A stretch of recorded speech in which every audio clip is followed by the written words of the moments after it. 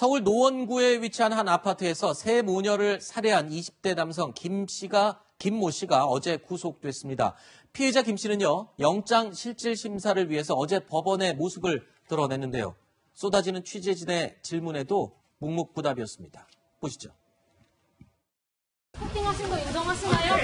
피해자나 유족에게 하고 싶은 말씀 있으신가요? 피해자 가족 어떻게 하셨나요? 법원에서 어떤 얘기하셨나요? 수사를 시도하셨나요? 스토킹 혐의 인정하시나요? 피해자에게 하실 말씀 없으신가요? 세 모녀를 끔찍하게 살해하고 어제 구속된 20대 남성 이 김모 씨. 지난달 25일이었죠. 세 모녀가 살고 있는 집에 침입해서 어머니와 두 딸을 차례로 숨지게 하고 그로부터 이틀 뒤에 살해 현장에서 경찰에 현행범 체포됐습니다. 자, 질문 드리겠습니다. 평론가님.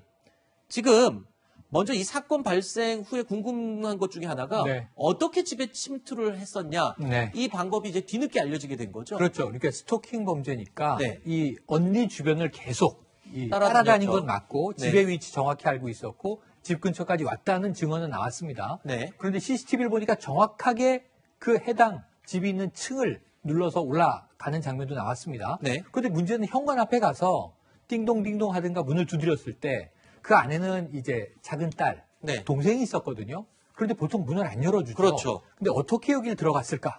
그런데 사실은 거짓말을 했더라고요.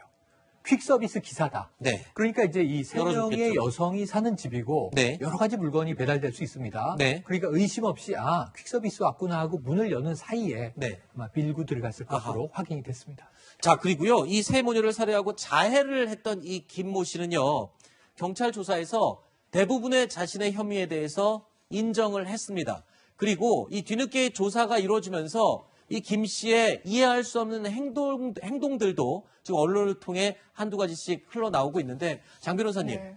그러니까 이 범행을 저지른 후에 한 2, 3일 정도 집에 머물면서 그 피해자들, 이미 숨을 거둔 피해자들 옆에서 음료나 술을 마시고 네. 이틀을 버텼다. 이런 얘기가 들리고 있어요. 그렇습니다. 사실 이제 차례차례로 살해를 했고 그 현장을 바로 떠나질 않았습니다. 본인은 이제 자해를 한 이후에 굉장히 갈증을 느낀 것이라고 이제 수사기관에서 나오는데요. 뭐 맥주랄지 이런 뭐 음료뿐만 아니라 술을 마시기도 하고 또 이제 음식물을 섭취하기도 하고 그 피해자들이 그대로 있는 그 현장에서 이런 행동을 했기 때문에 사실상 용서받기도 어렵고 굉장히 아하. 좀 엽기적인 행각이다. 이런 분석이 나오고 있습니다. 그렇군요.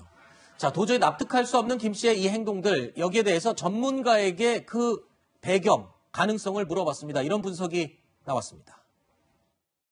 형사 정책적 심리학적 관점에서 바라보면 정말로 죽음에 대해서 전혀 감을 느끼지 못하는 사이코패스일 수가 있죠. 왜냐하면 보통은 그 퀵서비스로 갔을 때 대상이 없으면 그냥 나오거든요. 그런데 딱 들어갔는데 지금 첫 번째 만나는 게 내가 전혀 생각지도 않았던 나의 여성이 아니라 그의 동생이면 그의 동생을 처음부터 살해를 한다? 이거는 뭐 명백히 계획적인, 그리고 사람이 내가 우발적으로 살해를 하면 사람이 무서워서 그 장소를 떠나요. 이 사람의 정신적 상황은 분명히 사이코패스적 상황이 보이는 거죠.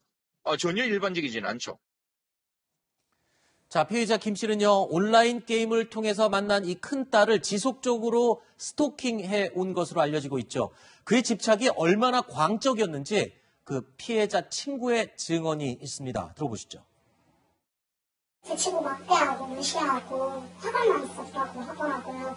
그래서 이제 친구가 틈타 못해서 친구로서의 믿음차 이런 식으로 얘기를 했는데 아마 그때부터 집착이 시작된 것 같아요. 돌려보냈다고 하는데 솔직히 돌아가지 않고 보고만 있었어서 어디로 들어가는지 봤을 거고.